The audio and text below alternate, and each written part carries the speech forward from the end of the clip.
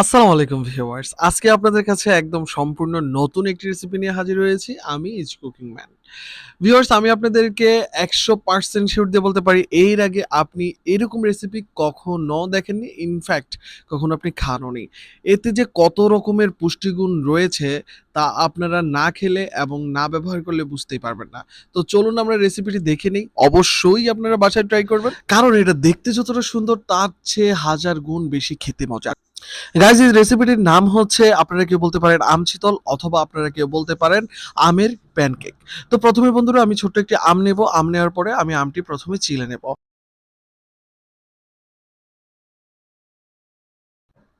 ছিঁড়া হলে আমি হাত দিয়ে আমটি একটু চটকে নেব, কারণ হাত দিয়ে না চটকালে অন্য কিছু দিয়ে চটকালে আমটি ভালো মতো গলবে না। তো অবশ্যই হাত দিয়েই করতে হবে এটা।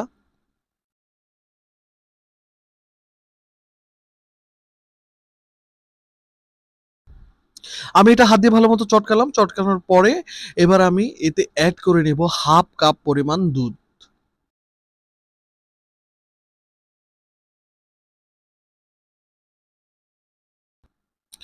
এবার আমি এতে অ্যাড করে নেব হাফ চা চামচের 3 ভাগের 1 ভাগ বেকিং সোডা। এবার আমি দিয়ে দেব বেকিং পাউডার হাফ চা চামচ।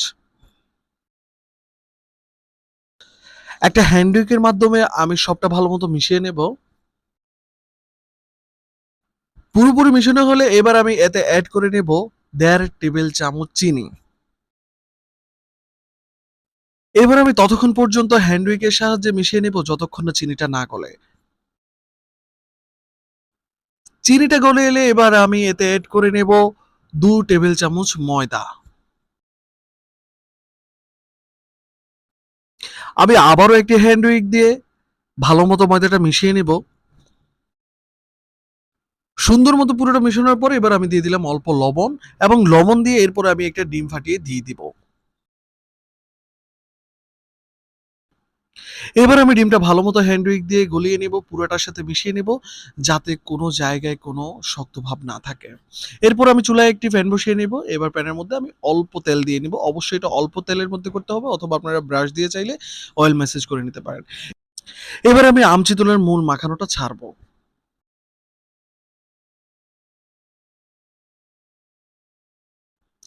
এবার আমি একটা ঢাকনা দিয়ে রাখবো, যাতে এটা পুরোটা ভিতর থেকে হয়ে আসে। দেখুন ভিউয়ার্স, আমার এটা উপর দিয়েও ভালো মতো সিদ্ধ হয়ে আসছে। এবার আমি এটা উল্টে নেব।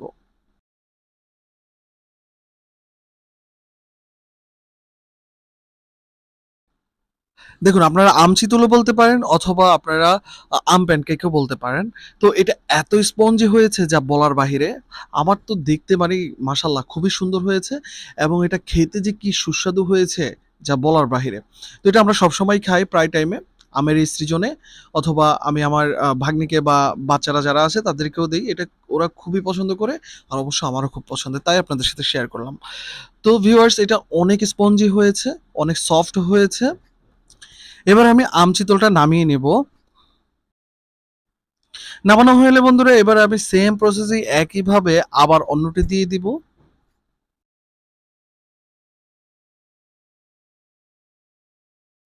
বন্ধুরা, আজকের রেসিপি আমার কমপ্লিট।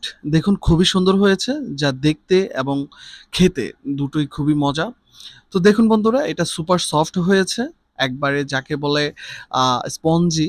দেখুন, আপনারা ভালো করে দেখুন, আমি ছিঁড়ছি মানে অনেক অসাধারণ হয়েছে। কালারটা অনেক সুন্দর, যেহেতু আমের তাই এত হলদেটে ভাব হইছে। তো আপনারাও বাসায় এটা ট্রাই করতে পারেন বন্ধুরা। যদি আমার এই রেসিপিটা আপনাদের ভালো লেগে থাকে, আপনারা যদি এতক্ষণ অবধি দেখে থাকেন, তাহলে অবশ্যই আমার চ্যানেলটাতে সাবস্ক্রাইব করে রাখবেন। সাবস্ক্রাইব করে অবশ্যই বেল আইকনে ক্লিক করে রাখবেন।